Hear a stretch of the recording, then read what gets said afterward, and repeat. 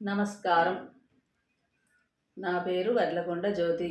నేను కొర్ట్లలో first ward BJP కౌన్సిలర్గా గతంలో పోటీ చేసినాను. సెకండ్ లీడ్లో వచ్చినాను.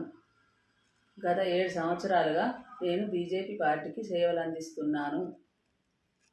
7 సంవత్సరాలుగా బీజేపీ పార్టీని నా వార్డు ప్రజలకు బీజేపీ వైపు నడిపించాను.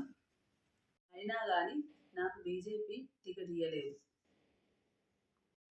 బీజేపీలో పొద్దున జాయిన్ అయి సాయంత్రం టికెట్ అడగడం, వారికి టికెట్ ఇవ్వడం ఇది ఎంతవరకు న్యాయం? గతంలో ఇతర పార్టీ నుండి పోటీ చేసి డ్రాప్ అయిన వారికి టికెట్ ఇచ్చి ఇప్పుడు ఫస్ట్ వార్డులో బీజేపీ ఓడిపోతే ఎవరిది బాధ్యత? ధరంపూర్ అరవింద్ గారిదా, జిల్లా అధ్యక్షుందా?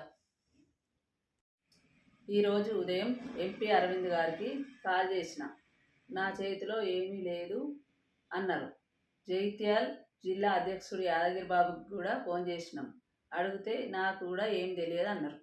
మీ ఇద్దరికి తెలియకపోతే ఇంకెవరికి తెలుస్తుంది? ఈ వీడియో చూడండి.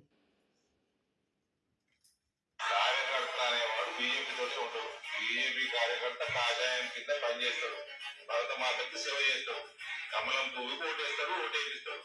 వేరే పార్టీలలో ఫాలోవర్లు ఉంటారు, నాయకుడు పోతే వెళ్ళిపోతారు. భారతీయ జనతా పార్టీలో పోరు.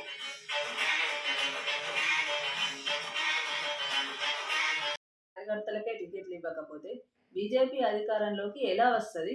బీజేపీ టికెట్ ఇచ్చినా అతను అసలు పార్టీలో ఎవ్వరికి తెలియదు.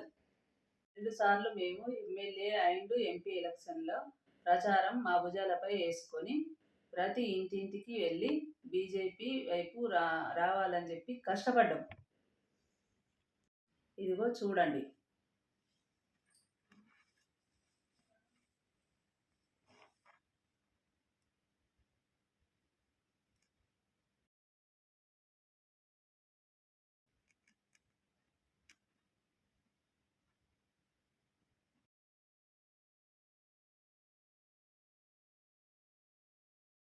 బీఫామ్ ఇవ్వడానికి 5 లక్షలు చెక్కు ఇవ్వమన్నారు. కొర్లలోనే తీసుకున్నారా? మరి రాష్ట్రం మొత్తం అందరి దగ్గర తీసుకున్నారా?